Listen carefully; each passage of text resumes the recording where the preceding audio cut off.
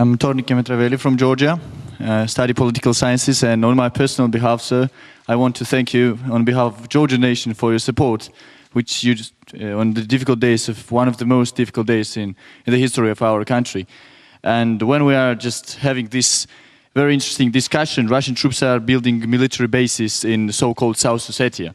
And my question is, what can NATO do against the process of occupation? In other words, how can NATO act against Russian methods of punishing states for their Western orientation? Thank you. This is one of the issues where I think we have a very fundamental difference of opinion with our Russian partners. Very fundamental one. Why? Because first of all, South Ossetia and Abkhazia, as you know much better than I do, are part of Georgian territory.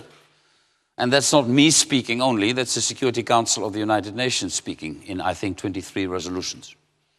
So the recognition and occupation and the intention to build military bases in South Ossetia and Abkhazia is in contravention with the notion of territorial integrity. Now, what can NATO do? NATO will not march in with military force.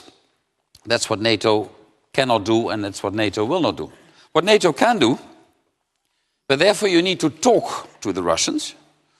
This is one of those issues where we fundamentally differ.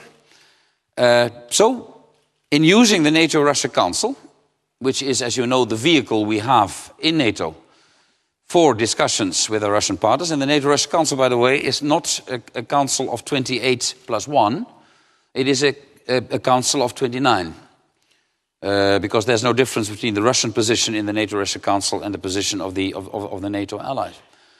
And that is the place where we should discuss the difference of opinion we have. They will be discussed in other fora as well.